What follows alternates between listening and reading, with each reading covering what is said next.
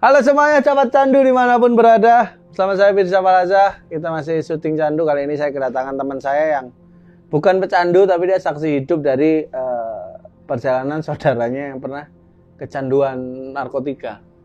Dia sahabat saya juga dari ujung Pulau Jawa, ujung timur ya? Iya. Ujung timur Pulau Jawa. Tepuk tangan untuk Nyi Roro Kidul. Bukan.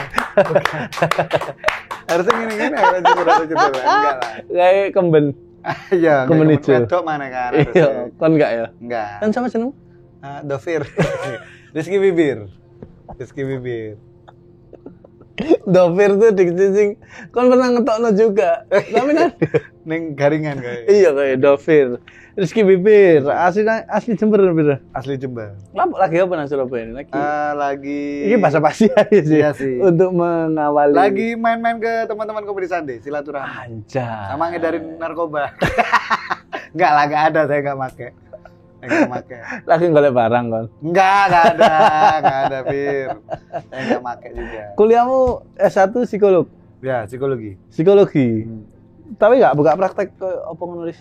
Karena untuk mengobati diriku sendiri rawat jalan enggak lah mati karena memang kalau di psikologi itu S1 itu hanya untuk belum profesi, yang harusnya profesi itu S2.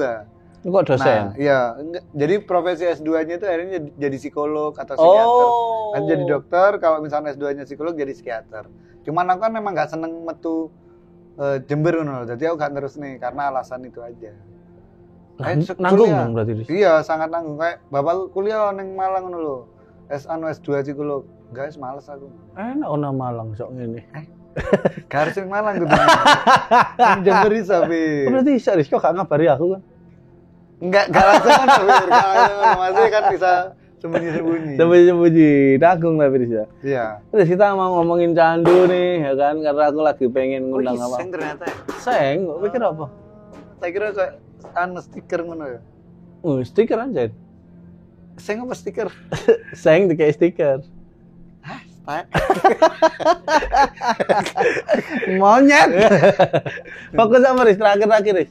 Ngonten ya Habib Jafar kon. Nonton. Ya kebetulan sama Habib Jafar dan beberapa teman-teman yang di Jakarta juga alhamdulillah dapat kerjaan ngurusi ada salah satu stasiun TV yang mempercayakan saya untuk menggarap kontennya gitu. Oh, Net TV enggak? Bukan. Karena bangkrut tuh. Aswaja TV. Enggak. Oh, pecah Aswaja TV ya. Enggak ada. TV lokal loh. TV lokal sing iku lho. Jember. Jawa Timur ku, Cuk. Isine sing agama-agama iku lho. Oh, Ahli Sunnah wal Jamaah. Karo. Enggak, tuh bukan itu. NU dong iku Ahli Sunnah wal Jamaah. Iya, emang TV-nya NU. Ya, oh, TV-nya NU. Tapi bukan yang aku garap bukan itu. Ya. Yang aku garap adalah yang punya itulah. Oh, TV serius? berita cuma punya Metro. Yang Metro. Oh, Metro. Oke. Oh, makanya kan gak keplek Metro tuh ya. Ya, Kepli Metro. Oh, tak Karyawan. pikir kan lagi ono masalah opo gitu Enggak sama sih. Metro biasa. Emang katanya tanding UFC karo Surya Paloh. Enggak, ojo. Kayak langsung oke. Jangan! Promo, kayak promo.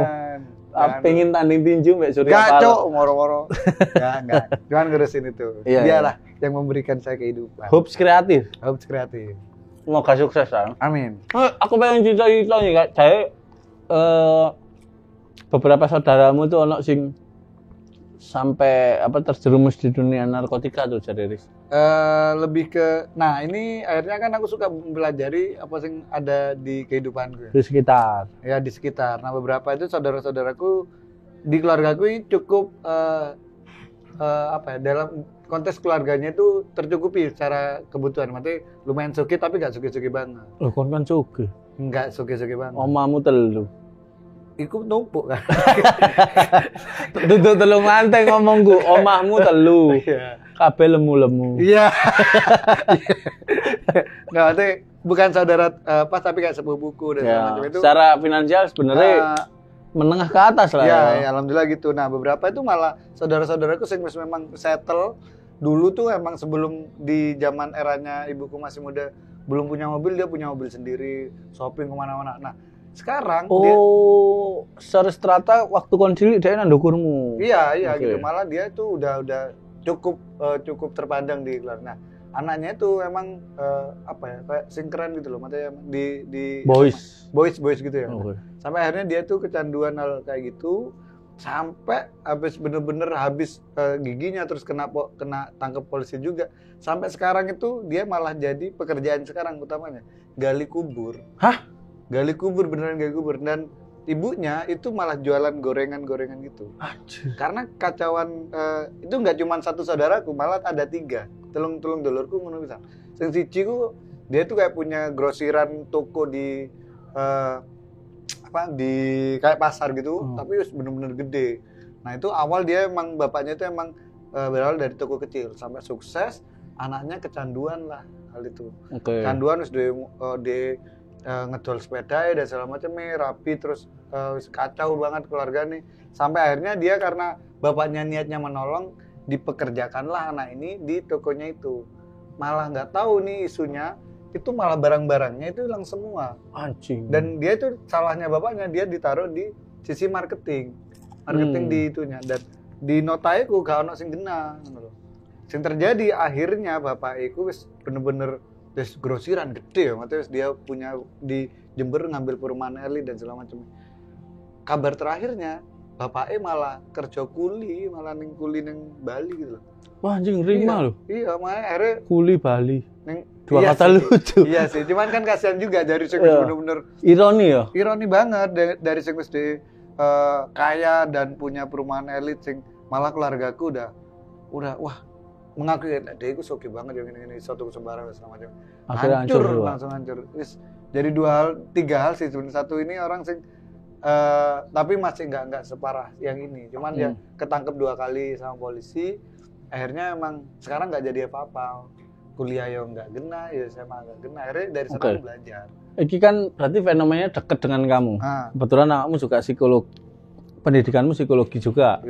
Otomatis kan mengerti lah sedikit mengerti alurnya gitu. Kamu setuju nggak dengan anak wong sugih itu lebih dekat dengan narkoba? Nggak juga sih, Bir. Karena aku menganggap itu karena orang-orang itu karena biasanya terpancing sama lingkungan sih. Lingkungan sih ngebentuk itu. Biasa nih, setauku ya. Jadi pertama aku nyoba sih, secara gratis sih, dicoba sampai akhirnya ketagihan. Itu bener-bener di rada tinggal. Kalau butuh ya kan tuku. Akhirnya itu sing terusan karena ono ya aku sepanjang hidupku narkoba kayak gratis awal-awal. Dia tuh diajak, ini coba sih gitu, setauku itu. Jadi ayo digawe bareng-bareng.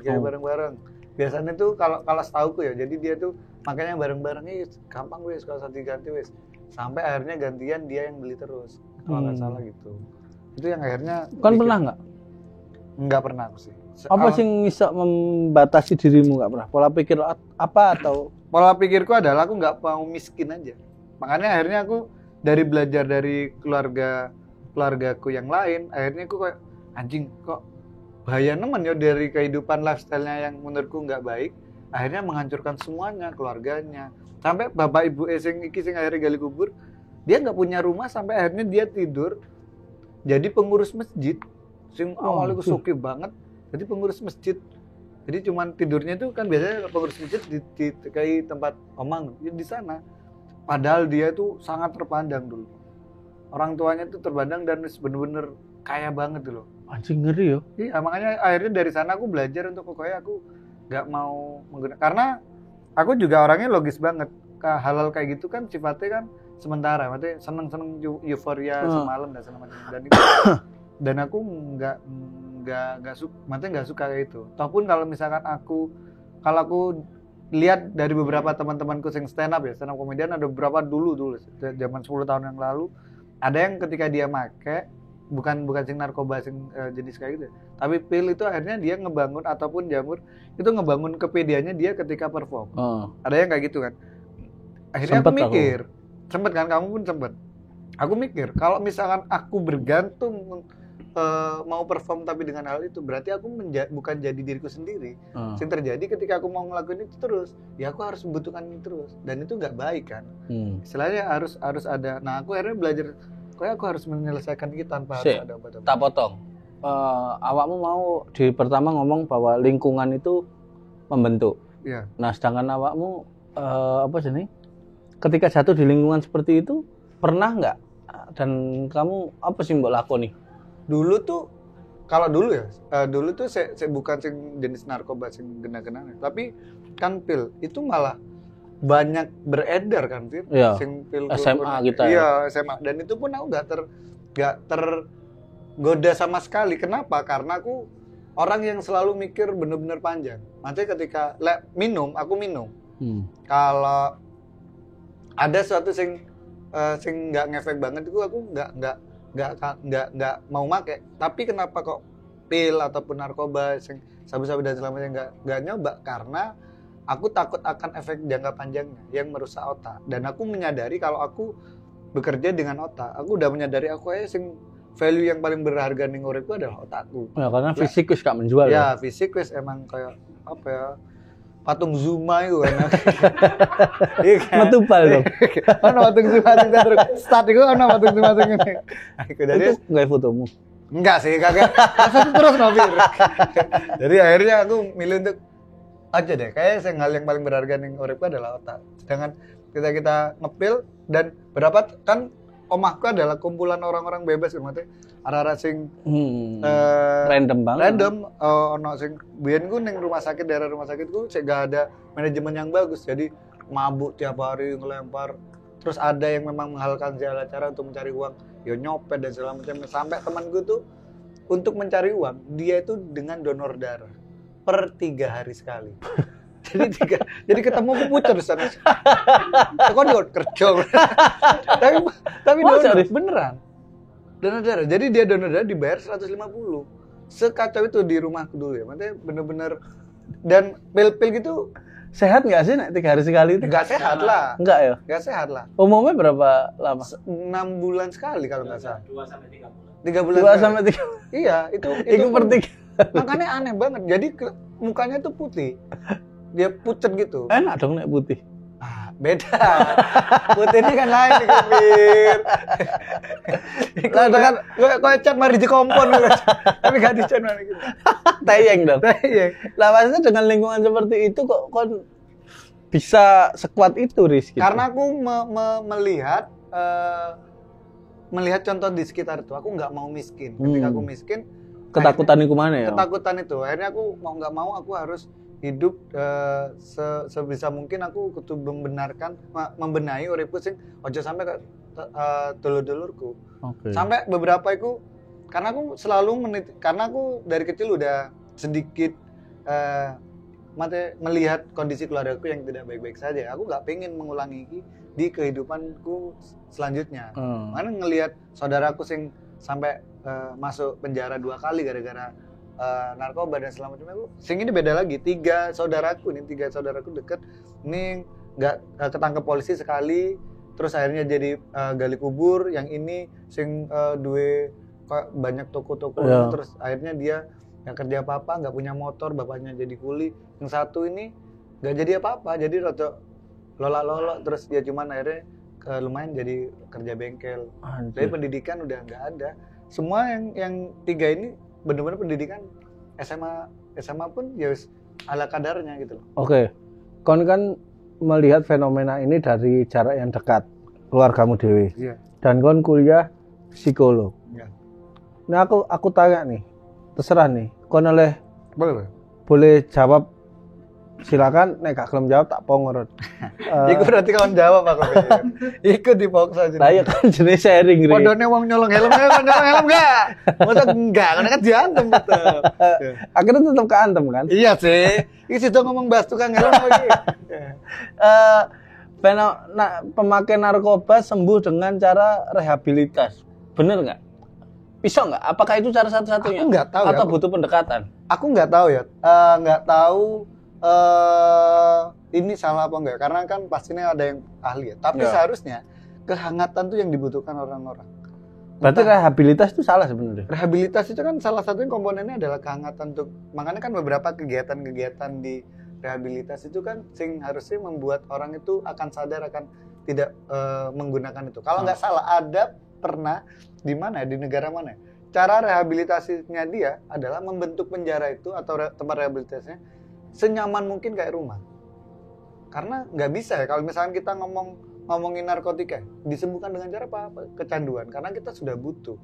Kondisi tubuh kita membutuhkan jalur. Nah, tapi ketika kesadaran akan jangan pakai kayak gitu, terus anak, terus keluarga diingatkan secara kayak itu akan menurutku ya secara pribadi itu akan mempengaruhi dia untuk memutuskan untuk dia kayaknya aku bisa deh menahan untuk itu.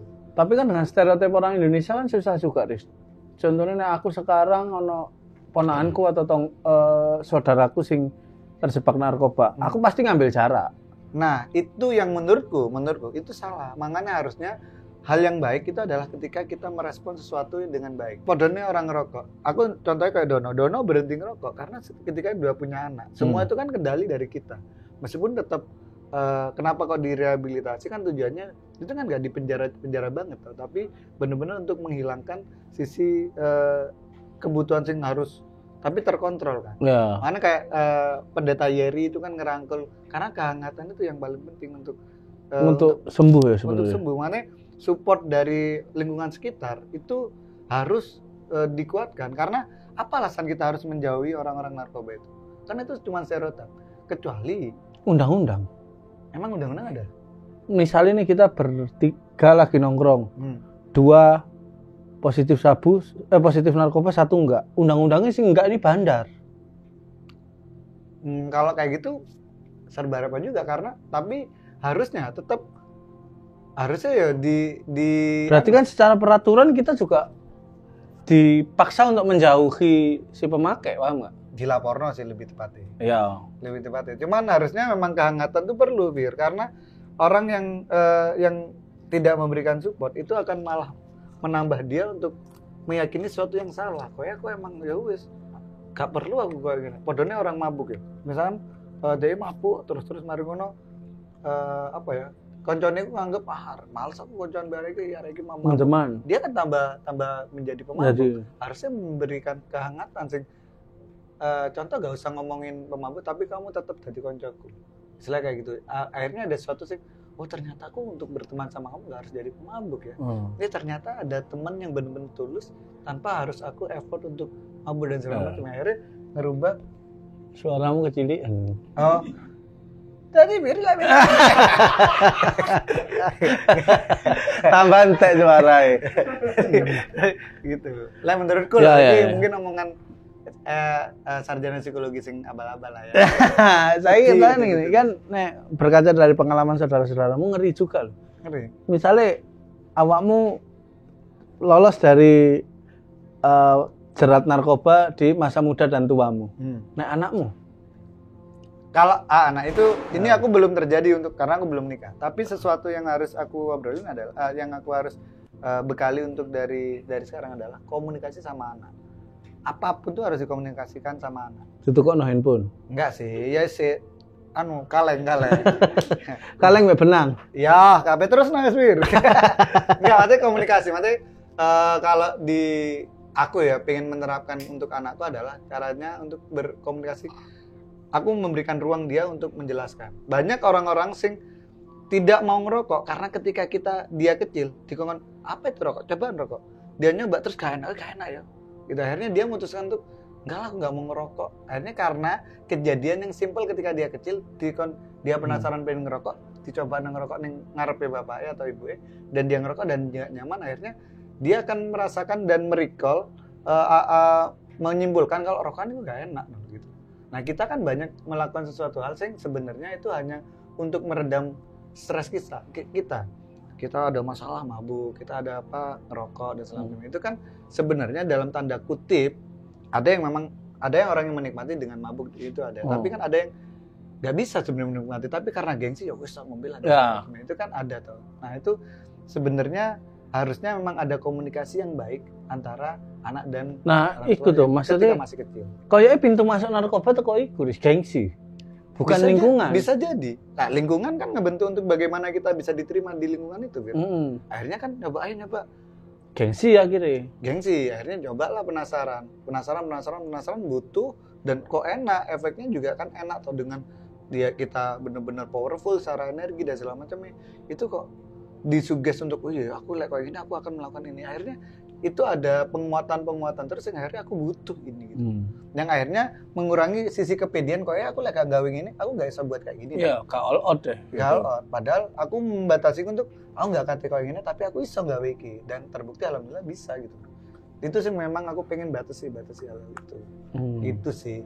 Tapi nggak kalau narkoba memang sangat disalahkan, tapi untuk orang yang minum dengan kenyamanan dia untuk menikmati itu bebas. Makanya sebenarnya kalau di Jember, menurutku ya, di kalangan temanku, aku nggak suka minum sing kuat-kuatan. Harusnya minum itu untuk bener-bener ngobrol santai, nyantai, untuk sing gak diombe-ombenan. Akhirnya yang terjadi kuat-kuatan. Yang kalau di Jember kan geblak. Iya geblak kan, kuat-kuatan. Masa aku nggak kuat. Menurutku esensi dari minum adalah santai untuk menikmati suasana. Terus kita ngobrol. Makanya banyak orang-orang sing minum habis itu curhat. Intinya adalah curhat. Ketika kita menghancurkan gengsi ini sih, malu sih. Aku iki pengen ini. Makanya banyak orang-orang sing ketika udah mabuk, stilos nang kabeh aku ngene, masalahku ngene. Pengen wes juga apa? Ya gak harus ngopi. Tapi gitu sih. Makanya kadang biasanya untuk bener-bener meloloskan cerita dengan minum. Medianya minum. Katakanlah ini misalnya konco sahabatmu nih. Iya. Kon kan Jakarta. Iya. Suwi gak ketemu sahabatmu. Ono kan sahabat nang Jember ono gak? Pasti ada. Ono kan? Ada. Tiba-tiba dia terjerat narkoba. Apa sih mbok lakoni? Tak ada apa kayak bakal aku deketin secara ini ketangkep apa enggak? Enggak. Kalaupun dia masih pakai dan udah jadi DP, aku akan menghindar. Karena aku takut ketangkep juga bisa. Iya. Cuman ngiling biasanya aku akan mendekat ke dia secara manusia. Kita itu lupa mendekatkan kita ke teman kita dengan dalam konteks manusia, Fir. Sorry ya, kalau aku teko moro-moro, aku wong sing gak kenal awakmu. Teko, ayo Wir, ngonten. Wis apa konco? Iya. Nah, aku kadang kesini pun ke Surabaya, gak ada konteks niatan apa-apa. Aku cuma pengen ketemu koncoku tok. Konten yo media sama. Kalau misalnya aku dengan ayo apa sing narkoba aku nggak akan ngelihat kon sebagai pengguna narkoba, aku cuma pengen ketemu kon sebagai koncoku, sebagai manusia itu sing pengen tak temoni.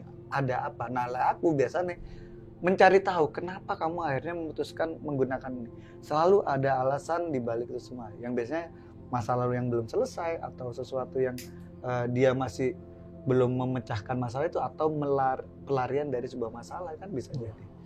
Akhirnya aku mendekatkan secara manusia. Okay, benar. Gitu. Kadang kita lupa memanusiakan seorang pemakai. Iya. Akhirnya dia gak diterima di lingkungan kita mungkin ya. Aku kalau di Jember itu aku seneng ngobrol sama Kulo apa namanya? Kulo aren. Kulo. Saya Mas. Sing sopan kon nang ngarepku sing sopan. Kon sopan. Kalau saya tuh lebih suka ngobrol sama semua orang, apapun itu. Temanku ono sing banci, aku ngobrol. Ono koncoku purel, aku ngobrol karena aku suka sudut pandang mereka. Oh, gak pikir suka purel apa bencong enggak? Iya sih. Keloron nangun biasa. Jadi aku suka, kenapa ya kok akhirnya kamu memutuskan untuk jalan ini? Aku suka ngobrol karena biasanya kondisi terus keenaan dan akhirnya kok mendapatkan sesuatu yang instan tuh menyenangkan. Akhirnya terus menerus karena ada penguatan. Aku seneng ngobrol, apa kok akhirnya jadi bencong. Karena ketika saya cilik aku selalu dibully, terus aku dulur-dulurku cewek-cewek semua dan akhirnya aku diperlakukan sebagai cewek gitu-gitulah. Aku ketika ning SMA, kenapa kok jadi bencong dia?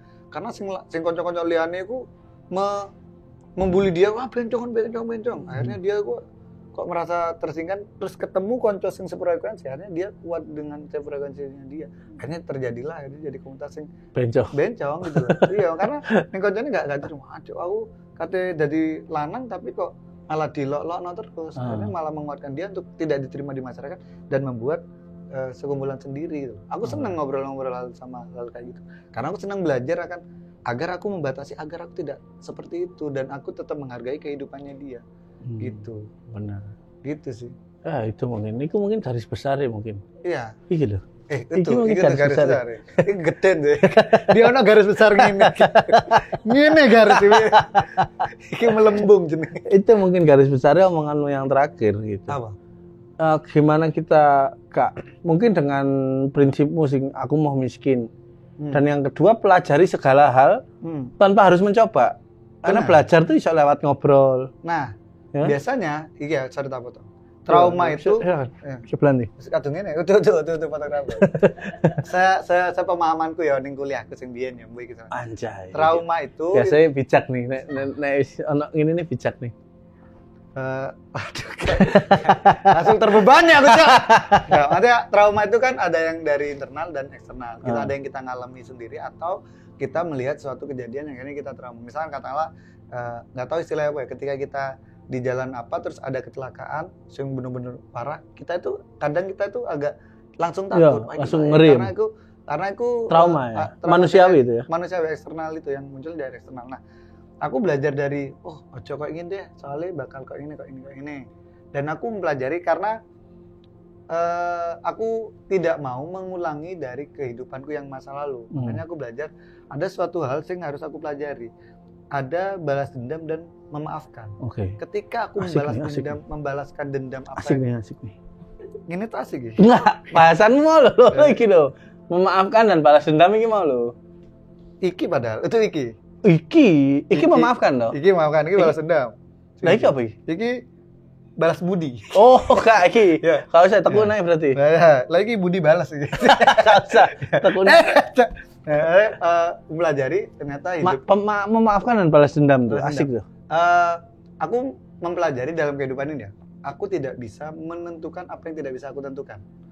Contohnya adalah bentuk tubuh, kondisi keluarga, fisiknya nasib, iki ya guys. Anak ini ketok manis. Anjing masa kita mau tanya ini tadi. Dikira aja busa, Pak. Enggak, jadi aku akhirnya belajar kan.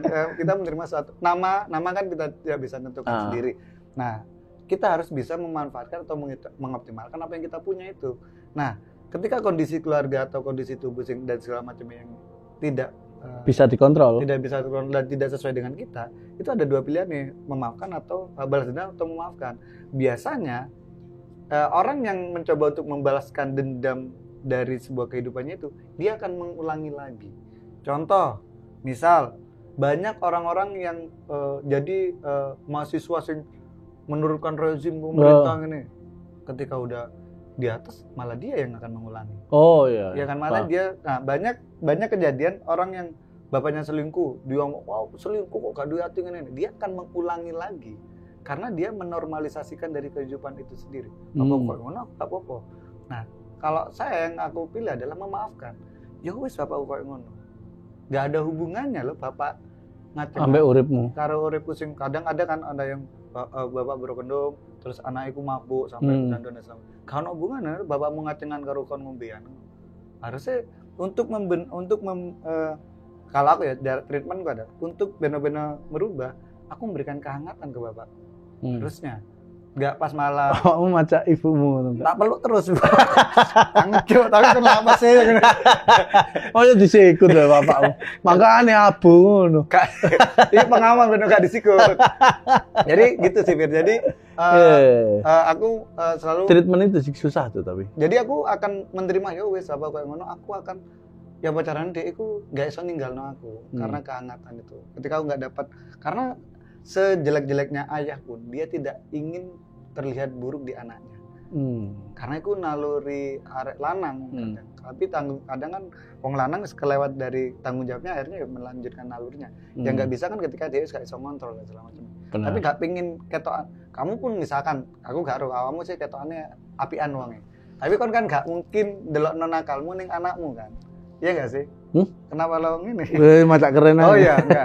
Jadi gitu. Nah, aku untuk katakanlah ayahku apa ya, maksudnya aku nggak akan mengulangi. Contohnya gitu. Paling mungkin sudah sering dibahas, tapi itu hal sing menurutku pengen tak sampein. Kenapa aku harusnya aku benci banget sama kamu ketika sing pasanganku, maksudnya sing tak deketin, mbok rebut dan mbok rapi.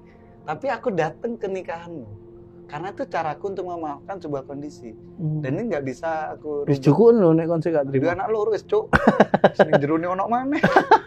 Ya engko tak cukup pas kuliah. Wah, cok. Panti asuhan aja anjing. Jadi akhirnya aku memaafkan. Jadi nggak mau balas dendam. Akhirnya kalau misalnya aku balas dendam, aku tidak merubah sebuah kondisi, tapi aku hanya melanjutkan sebuah balas dendam itu, amarah itu tadi. Oh, mengulangi lagi Mengulangi jatuh lagi. ya. Balas dendam tidak akan ada habisnya. Iya. Iki balas, nggak ada habisnya. Tapi kalau ini sudah diputus rantai balas dendam, ini akan membuat sebuah